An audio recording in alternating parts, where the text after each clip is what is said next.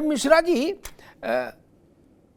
मसला घटना घट रही इजराइल में और उस घटना के जवाब में घटना घट रही गाजा पट्टी में, ठीक? ये दोनों घटनाएं अलीगढ़ मुस्लिम यूनिवर्सिटी को कैसे प्रभावित कर रही थी, एक सवाल। और हमास की जब दुनिया भर में निंदा हो रही तो हमास के साथ खड़े होने का ये दुस्साहस अलीगढ़ मुस्लिम यूनिवर्सिटी में क्यों और कैसे दिखा? आपको इसके पीछे क्या डिजाइन दिखती? जनाब, एक तो आपका बहुत शुक्रिया कि आपने अपने प्रोग्राम में मुझे शरीक होने का मौका दिया। दूसरी चीज मैं आपको बताना चाहता हूं कि ननकू जैसे विद्वान या स्कॉलर इस सवाल का जवाब नहीं दे पाएंगे। आज आपको रज्जाक जैसे आलिम फाजिल और रोशन ख्याल साहसी को यहाँ बुलाना चाहिए था। अब जनाब रज्जाक तो है नहीं, तो उनका किरदार मैं निभा देता हूँ। देखिए, दो तीन चीजें बहुत क्लियर है और बड़े रोशन ख्याली से मुझे ये लगता है कि ननकू जितने भी ननकू है वो ला इल्म है, उनको इल्म नहीं है, रोशन ख्याली नहीं है, उनको ऐसे ला इल्म वाले सवाल नहीं करते। पहली चीज ये एकदम क्लियर है कि कहीं पे भी अगर किसी काफिर की सरकार है तो हम उसको नहीं मानेंगे, यानी रज्जाक जैसे साफी आलिम फाजिल नहीं मानेंगे। आपके वजीर आजम कुछ भी बोलते रहे, हमें उससे कोई मतलब नहीं है, हमारा अपना एजेंडा है, हम उसी हिसाब से चलेंगे। दूसरी इंपॉर्टेंट चीज, पूरी पृथ्वी पे, पूरी धरती पे इस्लाम का मजहब का हमें झंडा फहराना है, परचम लहराना है, तो उसके लिए ये चीज तो करेंगे। ये जो जंग फैली है ये केवल एक देश तक नहीं है, ये पूरी धरती पे जगह जगह हम लोगों। ठीक है मिश्रा जी, सबको मेहमानों को बहस में ले आऊं, फिर आऊंगा इसके, फिर डिटेलिंग में बाद में जाऊंगा। फजील अहमद साहब, वही सवाल कि अलीगढ़ मुस्लिम यूनिवर्सिटी के लड़कों के पेट में क्या दर्द, वो बवाल में क्यों उतरे, वो हमास के साथ क्यों खड़े होकर नारेबाजी करने निकले और नारा क्या लगा रहे हैं कि हमारा तुम्हारा रिश्ता क्या है, तो उसमें अल्लाह को बीच में लाके खड़ा कर रहे हैं। मतलब राष्ट्र की कोई अवधारणा नहीं, एक सवाल सुन लो पहले पूरा, राष्ट्र की कोई अवधारणा नहीं उनके दिमाग में, उनके दिमाग में मुस्लिम ब्रदरहुड की अवधारणा है जो हर राष्ट्र की सीमा से परे है ना। ऐसा होगा क्या? फजील अहमद साहब, मैं आपके 2 बार में जवाब देना चाहता हूं। अभी आरंभिक टिप्पणी सबको बहस में लिया है, फिर नहीं तो एक सुन लीजिए। अभी जयपुर में 4 दिन पहले एक मुसलमान लड़के की जय श्री राम कह करके जान से मार दिया गया। जान से मारने में उसको भी तो तकलीफ उतनी होगी मरने में जितना इस्राइल के इंसान को हुई होगी। भारत में जितनी भी लिंचिंग हुई है सभी जय श्री राम कह के होती है, और जहां भी मुसलमानों को मारा पीटा जाता है वहां जय श्री राम कहा जाता है। ये सही है आपके हिसाब से? नंबर 1 बात। दूसरी बात मैं कह रहा हूं, नहीं ऐसा नहीं, किसी ने कहा मस्जिद अक्सा, सुन लीजिए, अपनी बात अपने आधार पर बोलो, दूसरे के आधार पर नहीं कहो। दिलावा साहब एक बार रुको, पहले उनकी बात जय श्री राम को आके मार देना ठीक है? जय श्री राम को आके मार देना ठीक है? जय श्री राम धार्मिक नारा है कि नहीं? जय श्री राम धार्मिक नारा है कि नहीं, हम पूछना चाहते हैं। ठीक है, आपकी बात आ गई। धर्म के हैं कि नहीं? ठीक फजील साहब, सबको बहस में लिया दोबारा, डिटेल में दोबारा में, अभी सबको बहस में लिया है। मस्जिद अक्सा जो है ठीक ठीक, मैं एक मिनट रुको भाई, सबको बहस में लिया है, फिर दोबारा में आएंगे, तब डिटेल में उसकी समीक्षा करेंगे। मौलाना शहाबुद्दीन रज़वी के पास में चलो, उससे पहले एक बात कहूं, गाजा पट्टी में क्या हो रहा, ये इब्राहिम पट्टी तो है नहीं बलिया की, गाजा पट्टी है। और फिर इजराइल में क्या हो रहा, यहां अलीगढ़ वाले को इससे क्या समस्या पैदा हो रही है भाई? क्या शहाबुद्दीन साहब, क्या पूरी दुनिया में सारे राष्ट्र की सीमाओं को नकार कर मुस्लिम ब्रदरहुड पैदा करने की कोशिश है क्या भाई? ये इसलिए हमास के साथ भी खड़े हो जाएंगे, बोले जी जहां जहां इस्लाम का मसला है वहां हम खड़े होंगे। ये तर्क तो ठीक नहीं। हमास के साथ खड़े होने के बाद फिर कोई बात बचती है क्या? हिंदुस्तान में लिंचिंग अगर हुई तो हिंदुस्तान के लोगों ने उसकी निंदा की, चाहे मुसलमान ने हिंदू को मारा चाहे हिंदू ने मुसलमान को मारा, और न्याय की प्रक्रिया उसमें चली। इस आधार पर जो इजराइल में हमास कर रहा है उसकी पैरवी होगी। शहाबुद्दीन साहब जी नहीं, हमास की पैरवी हिंदुस्तान में तो नहीं हो सकती, और मुस्लिम यूनिवर्सिटी अलीगढ़ एक तालीमी इदारा है, तालीमी दरसगाह है। उस तालीमी दरसगाह को तालीम व ताल्लुम, दर्स व तदरीस, पढ़ाई लिखाई तक ही सीमित रहना चाहिए। वहां पर इस तरीके से एहतजाज करना तो ये गैर मुनासिब है।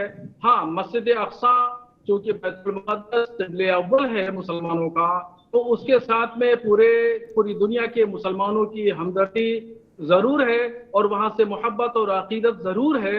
उसका इजहार दूसरे तरीकों से होना चाहिए, मगर उसको सड़कों पर आकर के एहतजाज करना और फिर पढ़ाई लिखाई छोड़ करके हमास की हिमायत करना, समर्थन करना, ये निहायत ही गैर मुनासिब है।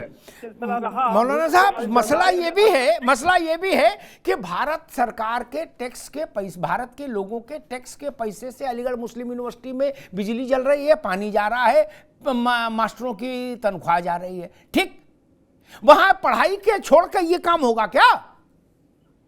ये तरीका ठीक नहीं। चाहे जेएनयू में देश तोड़ने का नारा लगे और चाहे हमास के लिए वहां छाती पीटी जाए एएमयू में, ये नहीं चल सकता। ये बात तो रावत साहब, मूल प्रश्न वही खड़ा होता है। दो तर्क हैं मेरे जिनके चलते मैं बहस लाया। देश ने एक रुख तय किया विदेशी मामले में। इस देश के हर नागरिक का दायित्व है कि वो देश के राष्ट्र के रुख के साथ खड़ा हो। नहीं मान रहा, खामोश रहिए, लेकिन आप राष्ट्र के रुख के विपरीत रुख रखे भारत के नागरिक होके, ये ठीक नहीं ना। मेरा मसला सिर्फ इतना सा है, आप भारत के नागरिक हैं, आप हमास जिंदाबाद कर रहे हैं यहां खड़े होके और कह रहे मेरा तेरा रिश्ता क्या, ला इलाहा इल्लल्लाह। ये तो नहीं चलेगा।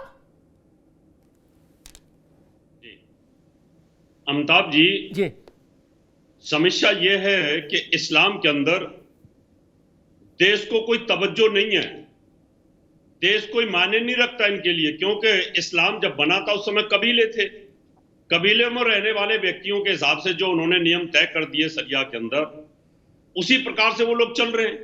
आज पाकिस्तान में जाकर के प्रो इंडिया बहुत सारे यूट्यूबर हैं, उनसे पूछते हैं कि आपके लिए पाकिस्तान पहले धर्म, तो बोलते धर्म। उन्होंने 1000 आदमी से पूछा जाकर के कि आपके लिए देश पहले है कि धर्म, तो बोलते धर्म। और जो आदमी कट्टरता लेके पाकिस्तान में बैठा है उसके लिए धर्म पहले है, वही हिंदुस्तान के अंदर भी है। ये जो सोच है ना अमिताभ जी, ये बहुत खतरनाक सोच है। आज नहीं तो आने वाली पीढ़ियों के अंदर भी सोच यही होगी जो हिंदुस्तान के अंदर सोच है। पहले हिंदुस्तान पाकिस्तान के अंदर थी, आज भी चल रही है, और आगे फिर ये सोच इसी प्रकार से बढ़ेगी जैसे कि इजराइल और हमास के अंदर है।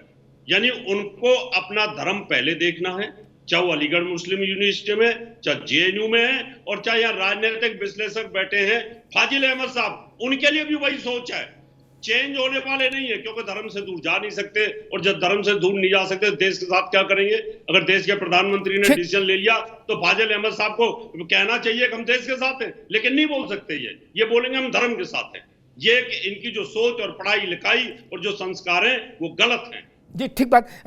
मैथिल साहब, कोई ऐसा बवाली मुद्दा हो, ऐसा हो नहीं सकता कि अलीगढ़ मुस्लिम यूनिवर्सिटी उसमें बढ़ चढ़ के भाग ना ले। ठीक, जिन्ना का फोटो लगाना हो अलीगढ़ मुस्लिम यूनिवर्सिटी, अरुणाचल को चीन का भाग दिखाना हो अलीगढ़ मुस्लिम यूनिवर्सिटी प्रदर्शनी लगाती है, कश्मीर को भारत का हिस्सा न मानने वाला नक्शा बनाना हो अलीगढ़ मुस्लिम यूनिवर्सिटी। ठीक, भारत में जो आरक्षण की व्यवस्था संवैधानिक तौर पर भारत ने मंजूर की उसको लागू ना करना हो अलीगढ़ मुस्लिम यूनिवर्सिटी, और हमास के लिए छाती पीटना हो अलीगढ़ मुस्लिम यूनिवर्सिटी। इसमें पढ़ाई छोड़ के बाकी सब काम हो रहा लग रहा। फिर आपकी सरकार दिल्ली में और लखनऊ में क्या कर रही है, ये भी सवाल उठता है, क्योंकि पैसा मेरा जा रहा है मित्र। ये भाजपा और सपा का पैसा थोड़ी ना है, केवल पैसा तो मेरे टैक्स का भी जा रहा है ना। मित्र साहब, धन्यवाद। पहले तो आपको, आपके सभी दर्शकों को और पूरे देश को भारत माता की जय, वंदे मातरम। और आपने बिल्कुल ठीक कहा कि किसी भी देश विरोधी एजेंडे और देश की लाइन से अलग हटके लाइन लेने वाला यदि कोई भी बवाल है वो अलीगढ़ मुस्लिम यूनिवर्सिटी, और चाहे इसके अलावा भी चाहे जामिया मिलिया इस्लामिया हो जाए या और जो इस्लामिक यूनिवर्सिटी है अगर कोई और, तो उसमें ये पढ़ाया जाएगा और समझाया जाएगा। अभी कितने प्यार से बोल रहे थे फाजिल अहमद जी कि भैया वहाँ पर एक लिंचिंग हुई, उसको जय श्री राम बोल के हो गया। अरे भैया कहाँ हो गई? यहां बैठकर टीवी पे तुम इतना गरिया देते हो देश को, संविधान को नहीं मानते हो, आतंकवादियों का समर्थन करते हो। आपकी लिंचिंग हुई क्या?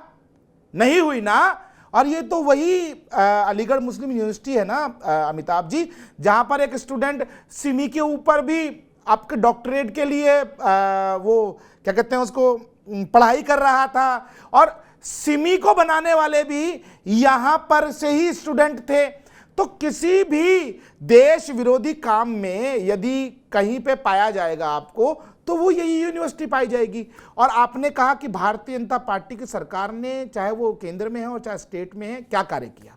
तो मैं आपको एक बात बता देता हूं, जब शरीर सड़-गड़ जाता है ना, तो उसकी थेरेपी की जाती है। ये कैंसर है, इस कैंसर की कीमोथेरेपी भी हो रही है, ऑपरेशंस भी हुई हैं। आप देखिए कि जिन्ना की जिन्होंने फोटो अपने छाती से चिपका के रखी थी यहां पर, उन पे कानूनी कार्रवाई हुई।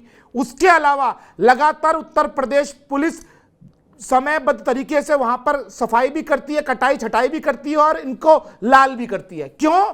जो भी आतंकवाद का समर्थन वहां पे करता है उसका इलाज वहां किया जाता है। मैं एक बात और बोलना चाहता हूं, ये जो आपने बैठा रखे मुस्लिम स्कॉलर और ये जो दूसरे वाले मुस्लिम स्कॉलर्स, इन दोनों से बहुत विनम्रता से पूछना चाहता हूं, आप मुझे एक बात का उत्तर दे दीजिए। आप पूरे देश के सामने देख रहे हैं, लोकप्रिय शो है ये, पूरे देश का सबसे ज्यादा डिजिटल पे देखे जाने वाला। आप मुझे बताइए, आपके लिए देश प्रथम है या इस्लाम प्रथम है?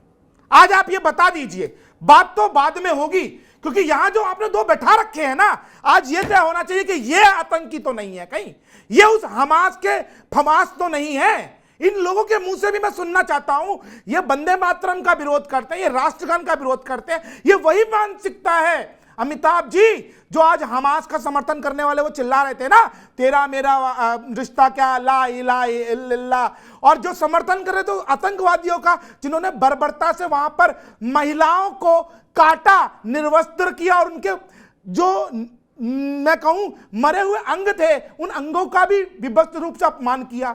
यही कारण रहा कि पूर्व में जब ये इस्लामिक आतंकवादी इस देश पे हमला करते थे, हमारी माताएं बहनों ने जो जौहर किया, ये बहुत बड़ा उदाहरण आज आप देख रहे हैं। तो मणिपुर भी चले जाइए। अरे मणिपुर, मैं आपसे क्या कह रहा हूं, पहले ये बताओ, इस्लाम बड़ा या देश बड़ा? ये बताओ फजील अहमद। गंदे कीड़े हो तुम, देश के लिए लीजिए, ये स्तर पे आ गए। अब पकड़े गए तो अब स्तर पे आ गए, लेकिन आप बदतमीजी करेंगे तो मैं डिरेल नहीं होने दूंगा। मैं फिर भी विनम्रता से पूछता हूं, आप मुझे बताइए, आपके लिए देश बड़ा या इस्लाम बड़ा? शीशा लेदर हुआ है ये, देख। अरे भैया हम आपसे पूछ रहे हैं। एक मिनट रुकिए, फजील अहमद रुकिए। मैं बहस पर एक उसको ताकि खूंटे से बांध दूं, नहीं तो होता क्या, कई बार लोगों को इसमें बड़ा लाभ होता है कि खूंटे से हटा दो बहस को, 1 घंटा बीत जाएगा। नहीं, मेरी आदत भी खराब है, मैं खूंटे से कभी बहस जाने नहीं देता। मूल प्रश्न ये, जितने प्रश्न फजील अहमद ने उठाए उनमें और 100-200 प्रश्न मैं जोड़ सकता हूं। मणिपुर से लेके जहां जहां बवाल हुआ हिंदुस्तान में, हर बवाल पर भारत के अंदर चर्चा होनी चाहिए, होती है, हुई। मणिपुर में तो 4 घंटा 5 घंटा भारत की संसद ने चर्चा की। ठीक, सब लोग बोले, जिनको बोलना था, जो नहीं बोलना चाहते थे वो भी बोले और खूब बोले। ठीक, लेकिन मेरा सवाल, क्या इस देश में हमास के साथ खड़ा होने का काम होगा? क्या इस देश में रहने वाला आदमी हमास के लिए छाती पीटेगा? मसला ये है, इस सवाल इतना है, बाकी किस्सा कहानी इसमें मुझे अभी नहीं पढ़ना। ठीक, फजील अहमद बैठे हैं यहाँ। नहीं, मेरा प्रश्न, मैंने क्या बहस, मैंने जहां खूंटे से गाड़ दी, यहाँ इसके आगे नहीं जाएगी। मौलाना साहब एक बार रुको, फजील अहमद, मौलाना साहब, अरे रुको भाई, रावत जी से बहस नहीं चल रही ना, एक बार रुक जाओ।